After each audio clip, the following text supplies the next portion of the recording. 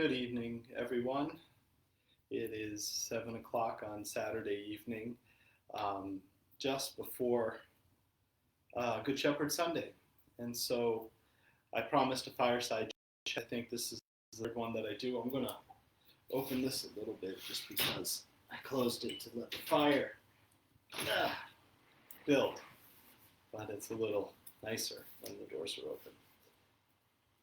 So I wanted to just reach out. I know many of you will probably watch this, later on at a different date and time, and that's wonderful. That's great. There really isn't a form to these chats. There really isn't anything that I think it ought to be. It's just kind of a chance to talk to you all and to do so in a way that's a little fun, maybe, and a little definitely less formal than in a liturgy with a homily and all of that sort of thing.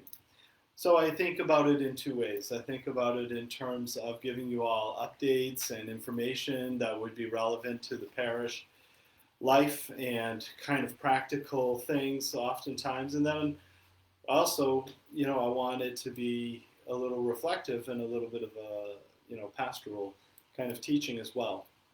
So maybe what I thought I would do tonight is just give a little bit of an update on just a few things. There really isn't a ton of news because I'm in the same boat as as everyone else. And as far as when do we have Mass again and when do things get started, and as you're probably aware, everyone is getting frustrated. It's not as though people want this on any level.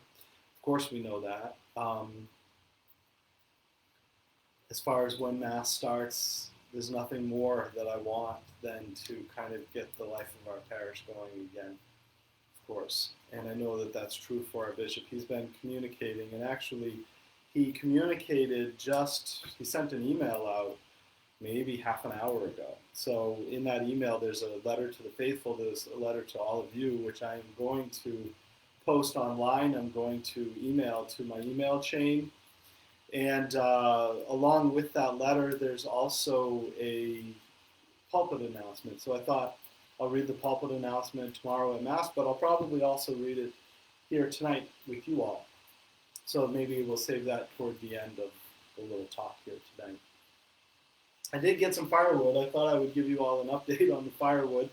I probably had half a dozen offers for firewood, which is really nice, and I may end up taking some of you up on it. But I was in the basement the other day going through where our oil tanks are, and there's a bulkhead to bring stuff in and all of that. And I found in the corner, a little pile of wood of about 20 logs. And I figure each fireside chat, I'm only going to use 2 or 3 logs. So I probably have enough for a few more fireside chats before I need to, lean on any of you for firewood. So I'll let you know if I need any. Maybe I'll let you know by way of fireside chat. And I hope to maybe do these a little more frequently. Maybe we'll start trying to do them about once a week or so, something like that. But I did want to give a few updates. I told you about the bishop's letter that will be posted. But I also wanted to remind you all, if you remember last Advent, 2019, is when we had Katrina Zeno come and give 3 nights of talks on theology of the body, and I talked about wanting to kind of really bring that up in the life of the parish and really try to foster that and learn more about it and teach more about it, and I do continue to look forward to doing that. I wanted to mention, though, at the time when I first planned Katrina Zeno for coming, I planned 2 retreats. I planned one with her, and I planned another with a gentleman by the name of Bill Wegner. You could probably Google him and find a little bit about him if you wanted to, Bill Wegner. And he gives some really nice talks. He's kind of got a really interesting story. He's gone from a very worldly, money-oriented life to a very, discipleship, mission-oriented life. And he gives these retreats now for a living, as his vocation. And I had talked way back about having our first mission at St. Bernard's Church during Advent, and then having Bill Wagner come and have that at St. Margaret Mary Pentecost. But of course, Pentecost is at the beginning of June or the end of May, and it's just simply not going to be possible to have a mission during Pentecost. So I talked to Bill Wagner, and he's going to come for Advent 2020. So we'll have that mission, and that will take place at St. Margaret Mary, as it would have during Pentecost. So I wanted to let you know about Bill Wagner. I don't have any information about what the topic will be or anything like that. We haven't really determined that yet, but that's something to look forward to. I wanted to give you a little bit of information on the school project. So the school project initially, what we were looking at was for the fall of 2020, having the school come in and basically everybody out of the Clairvaux Center, including the parish offices, and the parish offices would be moved into the rectory. That's still the plan. That's still what we're aiming for and where we're going with all of that. However, one piece of it has kind of been deferred or delayed a little bit, and that's moving out of the Clairvaux Center. The parish offices will remain on the third floor, and for about 1 year is what we're expecting. By then, after a year or so, we anticipate the school's need for the building to be such that we absolutely have to go. And by then, it's just to slow everything down and smooth everything out and to make everything a little bit more manageable. This has really put this coronavirus stuff has really put a kind of a wrench in the works a little bit. So we're definitely adjusting. But the school project is still very much in the works. And as I met with Chris earlier this week, Chris Smith, the principal, and I met with, by phone, I met with a few of the diocesan officials, and so we're still very much working it out. And I've had our finance chair, Ann Zott, was part of those meetings as well. So we definitely have all the key players, all the key people, and I'll keep you updated as we're going forward. I'm very excited about it. I look forward to when there are children, school children, having classes in our Clairvaux Center building. I think that will be beautiful, beautiful. I don't know, just infusion in the life of our parish. It's a beautiful thing to see that kind of growth in our parish, and we're blessed to have that opportunity. It takes a little bit of work, a little bit of uncertainty, and some faith to follow and see it through. But we're going to do it, and we continue it. And like I said, we'll outline details more as they're available. As you know, in the parish, Mass has stopped. Many things have kind of come to an end, but not everything. Work being done in the parish. If you drove by the parking lot in the last week, you would have seen piles of dirt in the parking lot, right by the Clairvaux Center, because we had to have a drainage issue fixed, and we dug up the pavement to make a trench, to lay a new pipe, because we have a drain over by the Blessed Mother Grotto statue opposite the entrance to the Clairvaux Center by the wheelchair entrance. So we had that work going on. We've had our landscape crew, Joe Drew and others, coming in and doing their work to clean up the property. He's done a lot of work at St. Bernard's. He's done some work, I believe, at Immaculate Conception, a lot at the cemetery, and also yet to, but will be this week, I think, at St. Margaret Mary. So there's lots of work going on to clean up and to do our spring cleaning and that sort of thing. So that's exciting. Beyond that, we have had baptisms down in Winchester. There have been a couple of baptisms, which is pretty exciting. Mainly the Latin Mass crowd that goes there. There were a couple of babies that were born, and they were able to go and use the church to have baptisms. So that's wonderful. That in the midst of shutdowns and lockdowns, we're able to have beautiful, beautiful signs of life like baptisms. And I know it can be confusing for people who might go by and say, well, how come something's going on in the church? But rest assured, any guidelines are always followed, and it's baptisms. I mean, we ought to be celebrating baptisms, so very much good news. I've met with a family that's inquiring about coming into the church, so that's very exciting news. They're new to the area, One is return to the faith after having been raised in the faith as a child. Another is non-Catholic and is probably going to be going through our RCI program in the fall. And they have two little children, both under the age of 7, who are going to be getting baptized when we're able. So that's beautiful news for the life of our parish as well. Even in the midst of all of this, I still have families coming in inquiring about becoming part of the parish community. So that's like a beautiful surprise and blessing to be able to be part of that in the midst of all of this. So I wanted to let you all know about that good piece of news. And of course, I'm still visiting the sick when I get called. That's cut down a lot. Not a lot of people calling for the anointing of the sick, which is a little disheartening. Not disheartening, but you know, it's a little, you wonder, you know, there certainly are people that I have gone to visit, but you wonder who you're missing. And I certainly want to be able to go and do that sort of thing, you know, when I can. We've still been doing graveside services as needed when somebody's passed away, trying to take care of our people and do all of those things. So I wanted to let you know about all of that as well. I thought maybe now would be a good time. This weekend is Good Shepherd Sunday. This weekend, and there are a couple of different readings depending on the year, a couple of different Gospels that we hear of. I am the Good Shepherd. I know my sheep and mine know me. That's one. This year's is about Jesus calls himself the sheep gate. And as the sheep gate, he goes into the sheepfold. And if you can imagine, we're the sheep, of course. He goes into the sheepfold. He goes amongst us. He tosses them out of the sheepfold. Tosses, that might be too strong of a word. He moves them out of the sheepfold. They all go out of the sheepfold. And then in the gospel passage, and we'll hear this tomorrow morning, after he moves them all out, he walks ahead of them and continues on his way. And the sheep follow him, and he leads his sheep. And I was reflecting on that image, and I'll talk maybe in more detail about it in my homily tomorrow.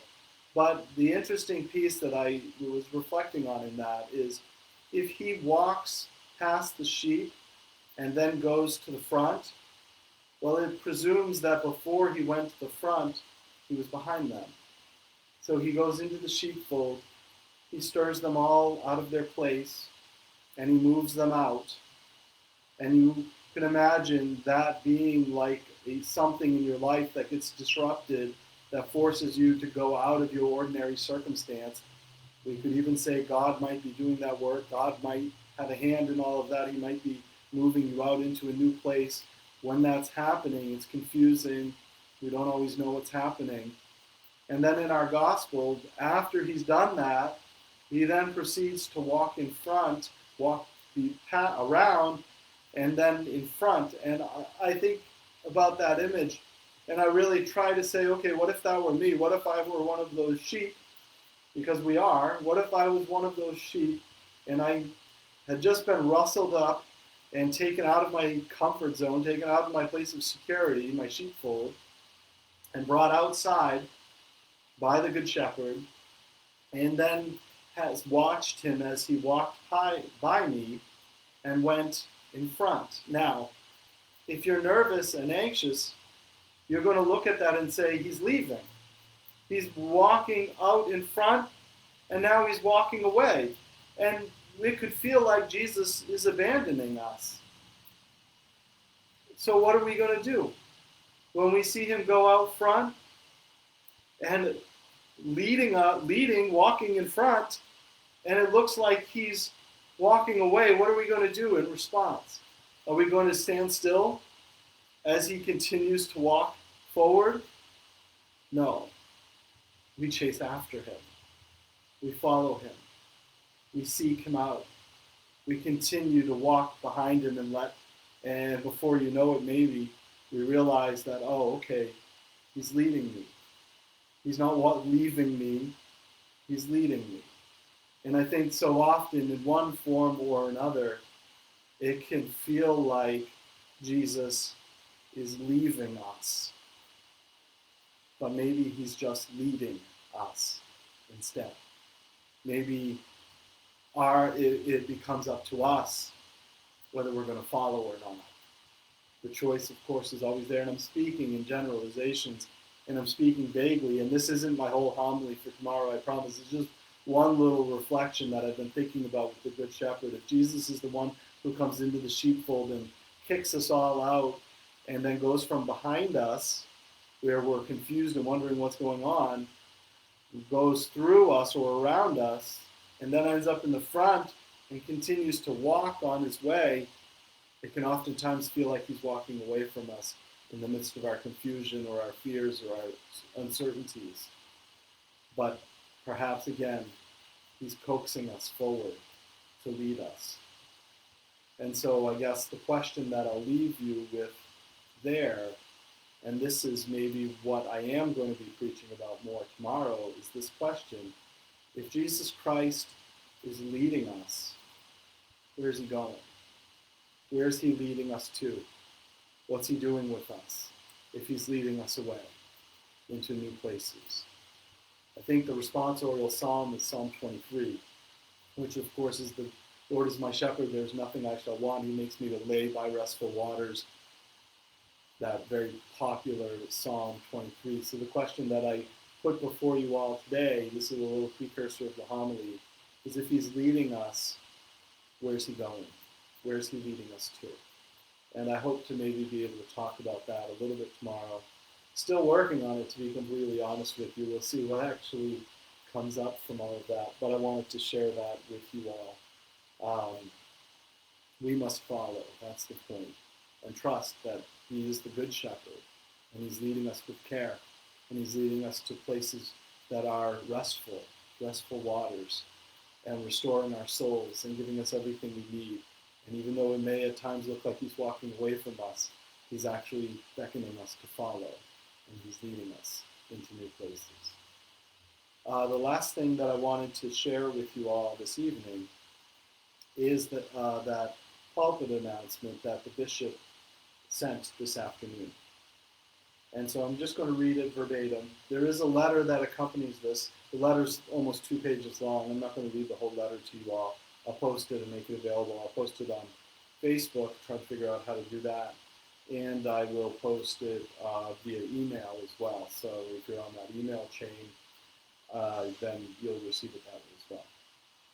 And so this is from Bishop Labashi. And again, I received this at about 6:30 or so. On Friday, Governor Chris Sununu extended the stay-at-home order. Bishop Peter Labashi, so it's written for us to give to you, not from him as the first person.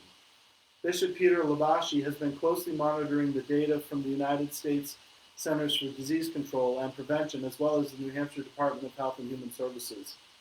Although there are positive signs the coronavirus has not spread to the level it could have if the stay-at-home order were not in place, the data shows that significant numbers of our fellow citizens continue to test positive and die from this virus. Our neighbors in Massachusetts also are experiencing a greater impact as the virus spreads much faster to our south. For these reasons, at this time, Bishop Labashi is keeping in place the decisions already implemented in the diocese, including the suspension of the public celebration of the Mass. But in the meantime, preparations are actively underway for when we will gather together again, including how to maintain social distancing, how to limit capacity, and the procedures for the distribution of Holy Communion. Together, we may look forward not only to preparations for gradual reentry, attentive to public health, but also to a glorious reunion and re-engagement into the mystery of faith. And so, basically, to summarize that, the governor has decided to keep things in place until May 31st, and I know there are some exceptions, gradually, be it May 11th, like May 15th, and then May 31st. I think there are a few different steps. But as far as large gatherings go, it's being extended until May 31st. That's one thing. So the bishop is kind of following suit with the governor's directives. The piece that kind of strikes me that I want to maybe underscore and say to you all again is toward the end, kind of the last sentence. But in the meantime, preparations are actively underway for when we will gather together again. This is something obviously the bishop is taking great care in, and he is reaching out to priests and others in the diocese looking for guidance. Preparations are actively underway for when we will gather together again, including how to maintain social distancing. So he's thinking about when we can gather and we have to have social distancing. What might that look like? He's asking those questions and he's trying to plan for that. How to limit capacity. How on earth do you do that? That's been my big question the whole time. If you can only have 40 people or 50 people in the church or whatever it is because of distancing, what is that going to mean for everybody else? How do you respond to that? How do you do those things? I know those are the things that the bishop is asking as well. And the procedures for distributing Holy Communion. He's asking all the questions that you all have been asking as well. And certainly giving it a shepherd's care. I have no doubt about that. And so together, may we look forward not only to preparations for gradual reentry, attentive to public health, but also to a glorious reunion and re-engagement into the mystery of faith. So that's where we are, folks. Like I said, there's a longer letter that probably says essentially the same thing. And I'll certainly bring that forward to you all as well when we have it. But this is going on about 21 minutes that I've been speaking with you all. I hope I haven't bored you too much. I enjoy doing this very much. I usually am trying to think of what I'm going to say about 5, 10, well, not quite that early, but about 15, 20 minutes before I'm going to speak to you all. You can see my fire is dying down. I hope that's not a sign. I'm going to get it stirred up a little bit. Yeah. Hopefully that does something to it. But anyway, that's where we're at. I miss you all again. I'll say that again. I say it every single time. Father Steve's doing well. He's Father Steve. Father Brito, many of you have seen on the masses, and maybe you feel like you're getting to know him a little bit more. Father Brito's doing very well. Daniel's doing well. Maybe that's one other update that I can give you. I did receive from the vocations director a request asking if Daniel could do his summer assignment here as well. So Daniel's going to be with us through the month of July, and he's giving his talks every Friday at 3 o'clock for a few weeks on the sacraments. And I think the next one will be the sacraments of matrimony and holy orders, I believe, are the next two that he's doing on next Friday. So you can look forward to that. In the meantime, we keep each other in prayer. We keep each other in faith. We know that we are united in many ways. Let us let the Good Shepherd lead us. Let's trust in him in everything that's going on. Let us remember that he hasn't gone anywhere. And there is confusion, and maybe it looks to some, I don't think to many, but maybe to some, it looks like he's walking away, but maybe he's just leading in a way that we're not used to. And perhaps that's an image in our prayer that we can respond to and strive to chase after him, strive to follow him. He's not running away from you. He's leading you into new places. So God bless you all, and I'll offer you a final blessing. The Lord be with you, and may Almighty God bless you all and keep you, the Father and the Son and the Holy Spirit. Amen. God bless you, and we'll see you soon. Take care.